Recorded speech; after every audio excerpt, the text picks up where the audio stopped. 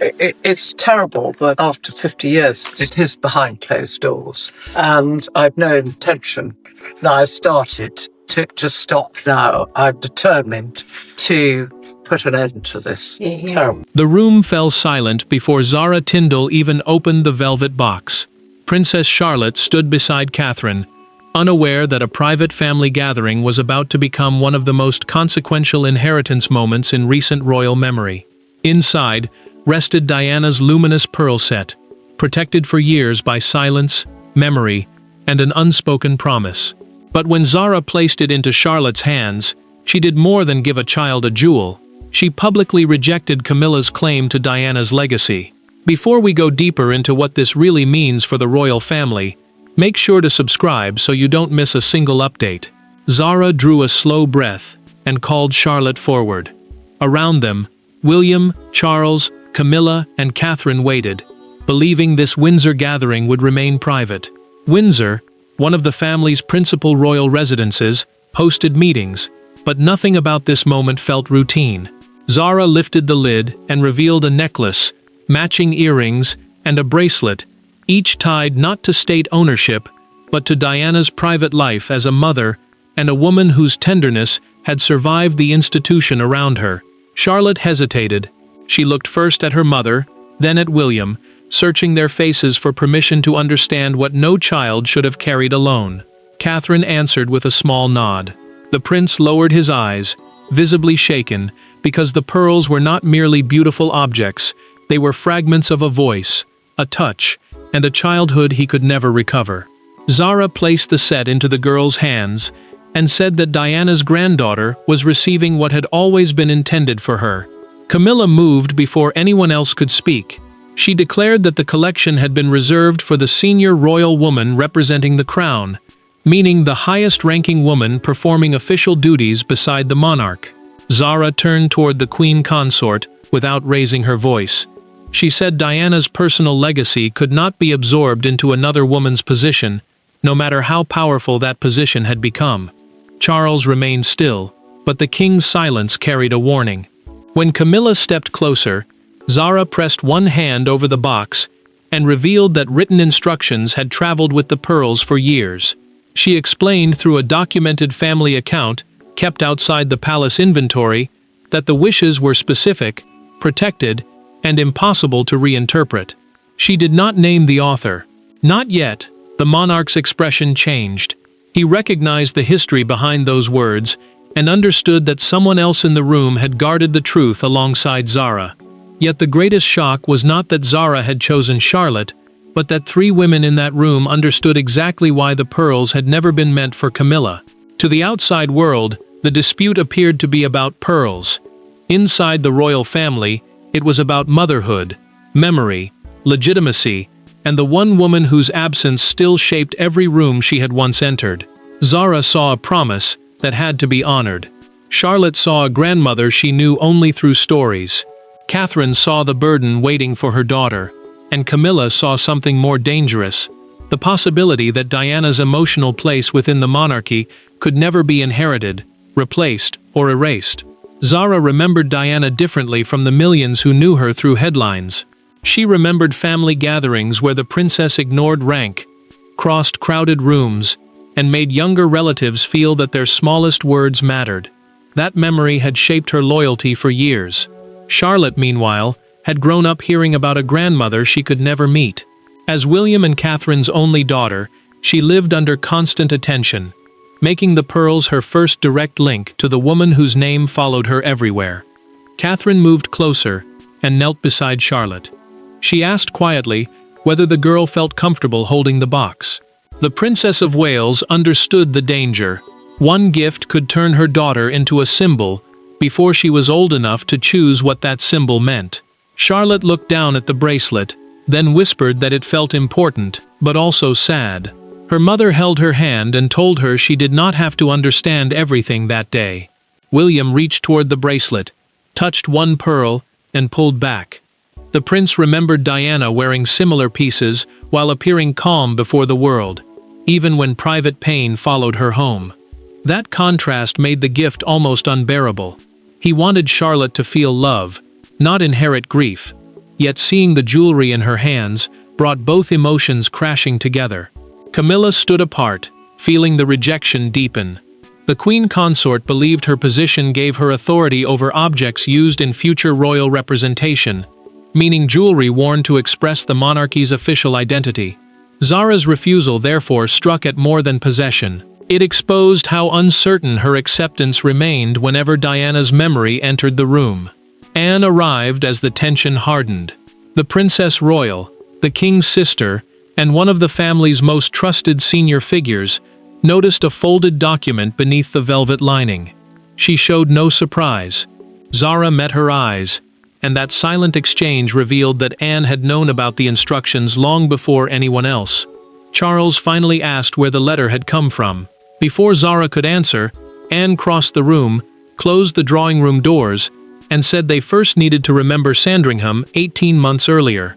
Because the decision made in that room was not born that afternoon, it began with a broken promise, a cancelled ceremony, and one sentence Camilla should never have spoken. 18 months before the velvet box reached Charlotte's hands, another box had been opened at Sandringham, and the consequences had never been forgiven. What began as a private planning meeting for a memorial tribute to Diana became a confrontation over who controlled her image, her possessions, and her place in royal history. One sentence shattered the fragile peace. One cancelled ceremony hardened Zara's resolve. And one witness quietly removed the pearl set before it could disappear into the machinery of the crown. William had requested something quiet. He wanted a private family ceremony at Sandringham to mark an important anniversary connected to Diana, free from cameras, speeches, and public performance. Sandringham, the monarch's privately owned country residence, was meant to offer the family space beyond official palace control. Zara had been asked to bring several personal objects, including the pearls, so the younger generation could understand the woman behind the famous photographs. Camilla changed everything during the planning meeting. She looked toward an aide, pointed to the pearl box, and ordered that it be removed from the family display and entered into the senior royal jewelry inventory. That inventory was the official record used to control pieces available for ceremonial royal use. In front of Zara and Anne, the queen consort then said Diana's chapter could no longer dictate how the monarchy presented its future. William heard every word from the corridor. The prince entered slowly, asked Camilla to repeat what she had said, and waited. She remained silent. His restraint felt more dangerous than fury. He cancelled the memorial ceremony immediately, turned toward Catherine, and left with her before anyone could offer an excuse. Zara waited until the aides had gone. She crossed to the inventory table, took back the velvet box, and told Anne that Diana's memory would not be administratively reassigned. The Princess Royal agreed, then produced a sealed note entrusted to her by a former member of Diana's household. Through that documented account, the late aide recorded a clear wish. The pearls should pass to a granddaughter who would understand that gentleness was not weakness, but strength under pressure. Anne did not suggest giving them away immediately. She and Zara agreed. Charlotte needed time to grow before receiving such a burden. They would wait until silence became more damaging than confrontation. Now Camilla understood the truth. The Windsor gift had not been impulsive. It had been decided at Sandringham, protected by Zara, and quietly guarded by Anne. When the doors reopened at Windsor, Camilla was no longer facing Zara alone. She was facing the two women who had quietly defeated her claim before she even knew a decision had been made. Camilla rose from her chair, but the room felt its force. Zara did not step back. Between them stood a 12-year-old girl, a velvet box, and the unresolved history of two generations. Charles moved as though he might intervene, yet Anne stopped him with a single glance. This was no longer a disagreement over jewelry. It had become a confrontation over whether rank could overrule memory, and whether Diana's granddaughter would be asked to surrender before she had even accepted. Camilla crossed the room and demanded that the transfer be paused until the Palace Jewelry Office reviewed ownership. The office, which records and manages pieces used for official royal duties, could decide whether an item belonged to the institution or remained private. Her words sounded procedural, but humiliation sharpened every syllable. Zara closed the box, placed both hands over it, and refused. Zara told the queen consort that the pearls had never been chosen to strengthen a title or complete a ceremonial wardrobe. They had belonged to a mother, and their future had to follow the wishes attached to that life. Camilla answered that royal history required regulated custody, especially if Charlotte might one day wear the set at a state occasion, meaning a formal event representing the crown. She spoke of duty, yet everyone heard the deeper fear, losing control of Diana's memory before the family. Charlotte moved closer to William. The girl's unease changed him instantly. He placed one hand on her shoulder and told Camilla that his daughter would not be made to feel guilty for receiving something from her grandmother. The prince's voice stayed low, but the warning was unmistakable. Charlotte looked toward him, and he did not move his hand. Camilla reached for the velvet box. Anne moved first. The Princess Royal slid it across the polished table toward Catherine before those fingers could touch it. Then she confirmed, through a documented account she had signed, that she witnessed the sealed instructions and verified their chain of custody. The recorded path, showing who protected the jewelry. No senior title, she said, could turn a private family bequest into an institutional asset. Camilla accused Zara of using Charlotte to deliver punishment. Anger left Zara's face, replaced by sadness. She replied that the child was not the weapon. She was the reason the family had stopped avoiding the truth. Charles finally asked to read the sealed note. Anne agreed, but warned that it carried a second instruction, naming who must shield Charlotte from the public consequences of the gift. As Charles unfolded the letter, the struggle shifted away from who desired the pearls and toward who possessed the authority to decide their future. Zara had carried the velvet box, but she had never carried the decision alone. Behind the gift stood Anne's discipline, William's grief, Catherine's caution, and a written instruction protected from the palace for years. Camilla had assumed control would flow naturally from Charles's crown and her own position beside him. But the pearl set followed a different chain of authority, one built not through rank, but through personal trust.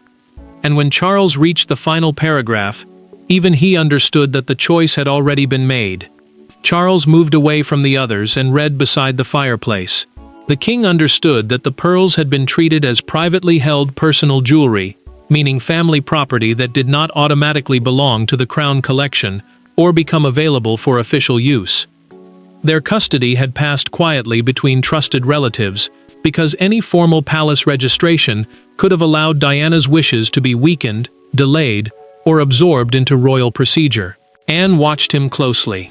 The Princess Royal had been chosen to verify the letter's authenticity, while Zara had been trusted to hold the collection until Charlotte reached an age when she could understand its emotional weight. Zara had not seized authority. She had accepted a duty that required patience, silence, and the courage to act when that silence finally became dangerous.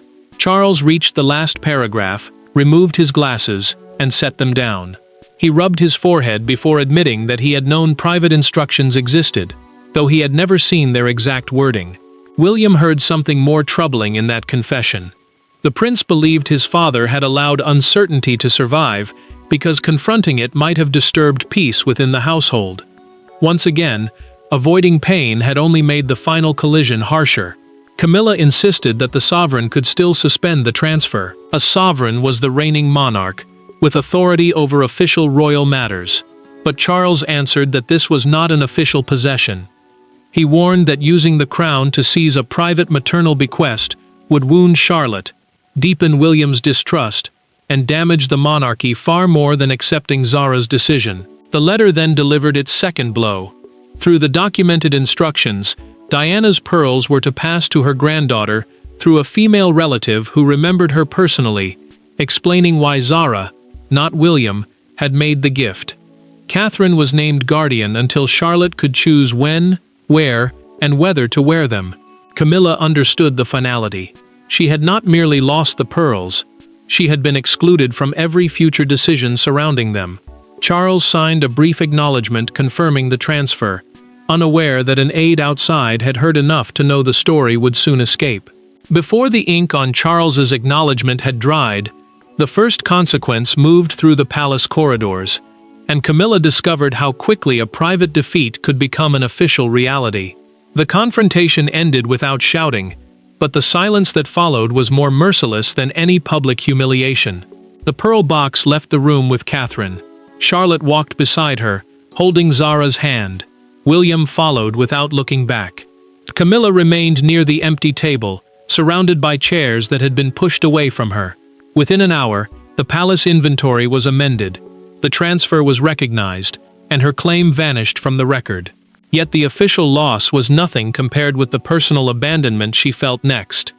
A senior aide removed the pearl set from the jewelry review schedule and recorded it as a private family transfer under Catherine's temporary guardianship. Guardianship meant she would protect the collection until Charlotte was old enough to make her own decisions. The change mattered because it ended every attempt to treat Diana's jewelry as part of the palace's ceremonial wardrobe.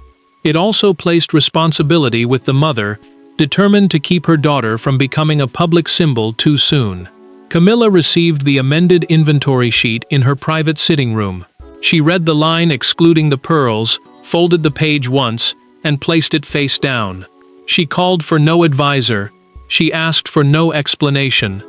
Beneath her anger sat a deeper wound. Charles had chosen stability with William over defending the position she believed he had spent years building around her. Charles entered and found her alone. The king waited as she asked whether he believed she had been trying to steal Diana's memory. He said no. Then he delivered the answer she feared. Camilla had tried to control something the family could preserve only by releasing. He told her that authority might command possession, but it could never force emotional acceptance. Zara struggled with a different fear. In the corridor, she asked Anne whether her refusal had dragged Charlotte into a conflict belonging to adults. The Princess Royal answered that secrecy had protected the adults, not the child. She reminded Zara that the girl had received the pearls while surrounded by people willing to defend her, rather than discovering years later that they had been quietly redirected. William acted before speculation could grow. The prince ordered that no photograph of Charlotte with the set be released until she chose to wear it. His decision protected her from immediate exploitation, yet palace confirmation of an heirloom transfer only deepened public curiosity. That evening, Charlotte sat beside Catherine and asked the question no protocol could answer. Did accepting Diana's pearls mean she now had to become like her? Catherine's response would transform the gift from a symbol of conflict into something far more powerful, a private lesson between mother and daughter. Away from the arguments, the documents, and the wounded pride, Charlotte sat on the edge of her mother's bed with the pearl bracelet resting across her palms. She did not ask how much it was worth. She did not ask when she could wear it. She asked whether receiving Diana's jewelry meant she now had to carry Diana's sadness. Catherine closed the bedroom door, sat beside her daughter, and answered with the honesty the adults downstairs had spent years avoiding. In that moment, the meaning of the entire dispute changed. Catherine lifted the necklace from the velvet box and told Charlotte that jewelry could carry memory, but it could not transfer destiny. The Princess of Wales explained that a private family service was a small gathering held for relatives rather than the public, and that no ceremony, title, or inheritance could decide who her daughter must become. Charlotte listened, still troubled, then admitted that every face in the room had changed when Zara opened the box. She feared the argument had happened because of her. Catherine took her hand and said the conflict had begun long before Charlotte entered that room. Diana's pearls had represented calm during moments of deep pressure, but honoring that strength did not require copying her pain. Charlotte could remember her grandmother without becoming trapped inside the story others had written around her. William entered only after his daughter asked for him. The prince sat beside her and replaced the day's heaviness with one gentle memory. Diana once laughed so hard while struggling to fasten a pearl bracelet that she dropped it twice and blamed the clasp for refusing royal orders. Charlotte smiled. For the first time, the pearls felt connected to warmth rather than loss. Charlotte then made her choice. She would not wear the full set at a major state occasion, meaning a formal event representing the monarchy before the nation. Instead, She wanted one small bracelet at a private service honoring Diana. William agreed immediately. Zara joined them without aides or officials. Charlotte thanked her, then asked why she had been chosen. Zara answered that the pearls belonged with someone who would value the woman before the legend. Her earlier defiance softened into relief. The girl had not been crushed by the legacy. She had met it with compassion and independence. William approved the service, but the privacy surrounding it was already collapsing. By morning, the unopened blue box would dominate Britain's newspapers. What the family had struggled to express in private was about to be interpreted by millions, and one public image would define the verdict before the palace could shape it. By sunrise, the private Windsor gathering had become a national event. Broadcasters spoke of inheritance, reconciliation, and rejection. Commentators argued over Camilla's position. Crowds appeared outside palace gates, carrying photographs of Diana. Yet one newspaper front page captured the emotion more powerfully than any official statement. A photograph of Charlotte leaving Windsor beside Zara, the closed blue box held carefully between them, beneath 4 words that spread across Britain: "Her grandmother's pearls return home." Crowds gathered outside Kensington Palace before breakfast. Flowers rested near the gates, handwritten notes carried Diana's name, and strings of imitation pearls appeared among the tributes. Kensington Palace, the London royal residence closely linked to her years as Princess of Wales, had long remained a place of public remembrance. That mattered, because the debate was no longer only about ownership. People were reacting to the return of a personal inheritance to Diana's direct family line. A morning broadcaster framed the transfer carefully. He called it not a victory over Camilla, but the restoration of a maternal legacy to a granddaughter who had never known the woman behind it. Other voices were harsher. Some accused Zara of pulling Charlotte into an adult battle. Others praised her for stopping private feeling from disappearing beneath palace procedure. Zara watched the coverage from her kitchen, still wearing the same clothes from Windsor. She listened until one commentator questioned whether Charlotte was mature enough to understand the gift. Then she switched off the television. The criticism wounded her because protecting the girl had been the reason she waited for years. William moved quickly. The prince approved a brief palace statement confirming that the pearls were a private family gift, and asking that Charlotte's privacy be respected. A palace statement was an official public message issued to clarify the royal family's position. Camilla's rejected claim was never mentioned. That silence protected the crown, but everyone understood what had been left unsaid. Camilla read the headline beside Charles at breakfast. The Queen Consort did not challenge it. She quietly admitted that the public had decided what Diana's pearls represented long before she ever entered the dispute. The king answered with equal honesty. Every attempt to manage Diana's memory had only made it stronger. He told her that remembrance could not keep being treated as a threat to the present monarchy. Days later, Charlotte prepared for the private service, wearing only the pearl bracelet she had chosen herself. Camilla now faced one final decision: whether to attend and accept that choice. When Charlotte entered the chapel with one delicate strand around her wrist, the family's final verdict was delivered not through a decree, but through who stood beside her and who chose to let the past rest. Charlotte did not enter the chapel wearing a crown, a tiara, or the full weight of Diana's collection.